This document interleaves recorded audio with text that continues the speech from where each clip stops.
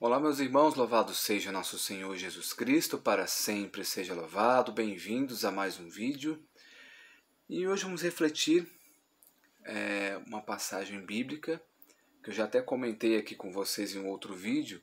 Aí nesse vídeo vamos retomar e aprofundar mais um pouco sobre isso, tá? Está em 1 Coríntios, capítulo 11, versículo 17 ao 34. Tá? Que fala sobre a celebração da ceia, tá?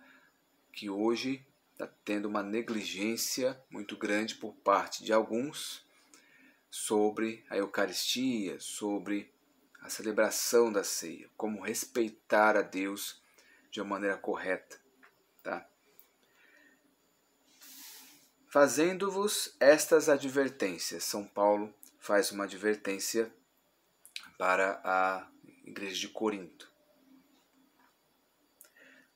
Não vos posso louvar a respeito de vossas assembleias que causam mais prejuízo do que proveito.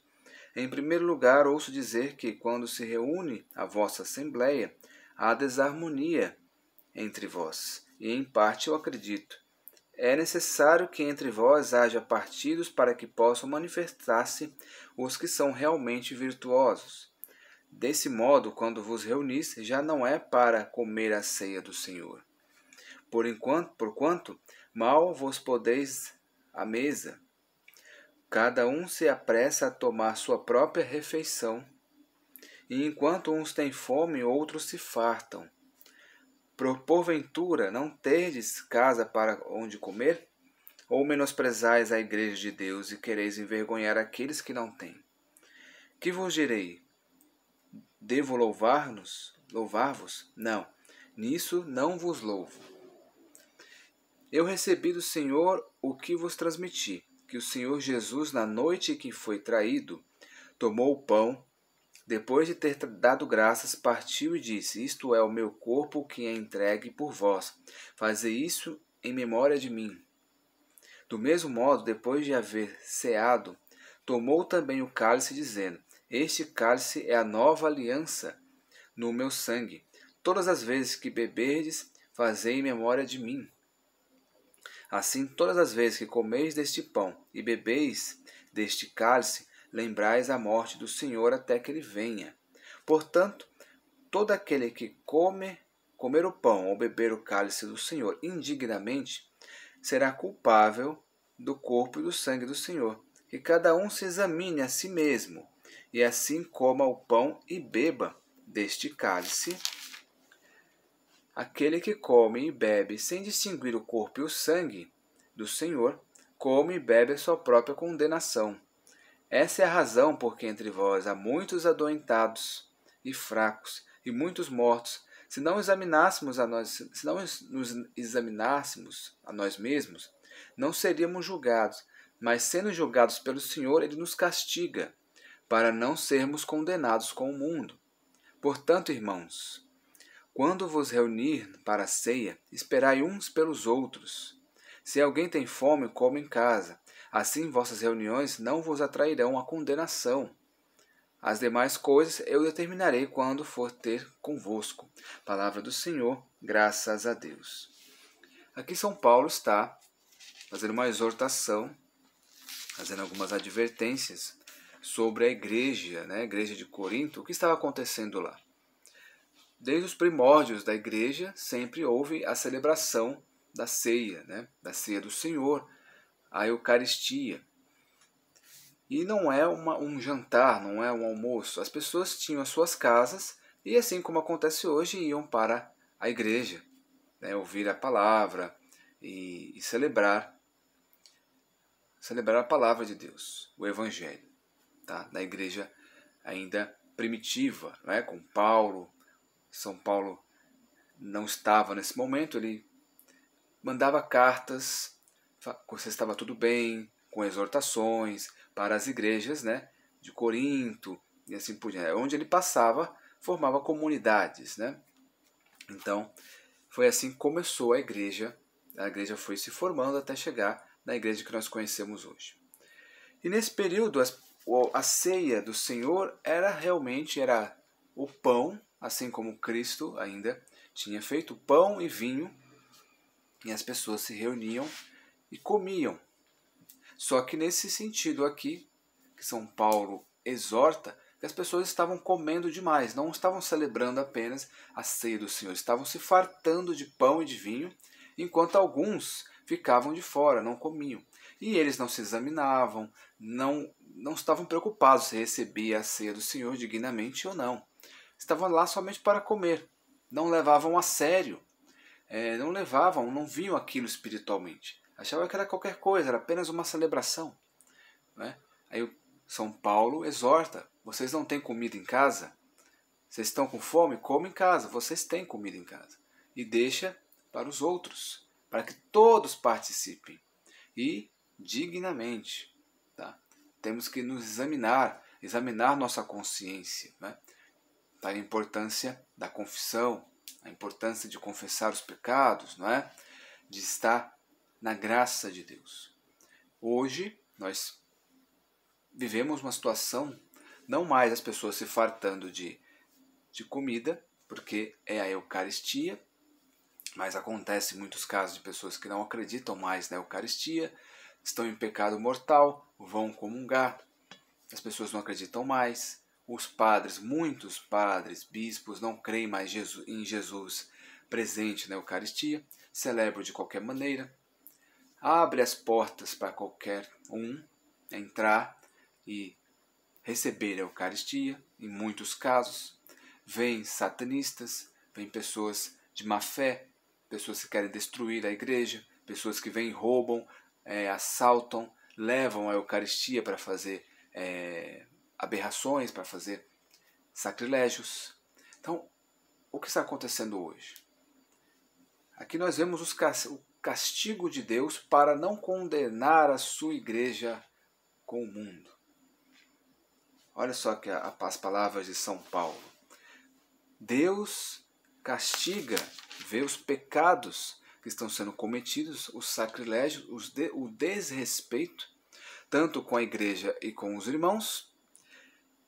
E Deus aqui, mas sendo julgados pelo Senhor, Ele nos castiga para não sermos condenados com o mundo. Então, Deus Ele permite que aconteçam barbaridades na igreja, para que as pessoas acreditem, para que as pessoas se escandalizem, para que elas acordem. Entrou uma pessoa na igreja, destruiu tudo, roubou a Eucaristia, profanou a Eucaristia, jogou no chão. É um desrespeito para as pessoas piedosas fazerem reparação, para a igreja voltar a adorar Jesus Eucarístico, voltar a crer em Jesus presente na Eucaristia. Coisa que hoje está sendo negligenciado. E a igreja vem sendo castigada com maus pastores, maus leigos, a briga entre os católicos, né? As desavenças. Não é aqui que Paulo fala? São Paulo, aqui no começo, fala que ouço dizer que quando se reúne a assembleia há desarmonias entre vós. Hoje a desarmonia reina na Igreja Católica. Hoje a Igreja Católica não está harmoniosa, está em confusão. As pessoas estão brigando entre si pela doutrina, defendendo a doutrina, outros querendo modernizar e assim por diante. E uma guerra espiritual está acontecendo, a briga entre os irmãos. Nós todos somos irmãos, somos católicos. Nós não podemos brigar entre si, não deveria ser assim. São Paulo fala. É claro que devemos ter as pessoas com a opinião, que ele fala que os partidos, para diferenciar quem são os virtuosos e aqueles que são corruptos, aqueles que não têm virtude, aqueles que estão no pecado. Mas nós vemos aí a confusão, e nós estamos vendo essa confusão na nossa igreja. E Deus permite que muitas coisas aconteçam. Mas também tem os efeitos colaterais que nós vemos de pessoas mais piedosas. O próprio missal que vai vir no final do ano, que chegou agora em setembro, tem coisas que são antes algumas palavras que eram usadas antes do Concílio Vaticano II estão voltando para o missal. Então as coisas estão mudando. Muitas pessoas desdém disso. Muitas pessoas falam, não vai mudar nada. Está mudando. Deus faz nova todas as coisas. Deus renova a sua igreja. Tem muitos padres piedosos, padres que futuramente poderão ser bispos e substituir muitos bispos que hoje não creem mais em Jesus. Infelizmente, a igreja desandou, né, alguns dos seus líderes. Mas ela se renova e Cristo está renovando a sua igreja. Muitos bons padres estão surgindo. Então rezemos, temos que continuar em oração. Não é uma coisa do dia para a noite. As pessoas já estão entregando os pontos, vendo os absurdos acontecerem, mas é necessário que aconteça. É um castigo de Deus para a igreja. Os maus pastores, essas coisas terríveis que vêm acontecendo, para que a gente acorde, volte a rezar, volte a conversar com Deus, a ter fé, a acreditar em Jesus Eucarístico novamente. Então, as coisas têm seu lado aterrorizante, negativo, mas para salvar a sua igreja, Deus permite que as coisas aconteçam, para que a gente acorde e veja que não é por ali.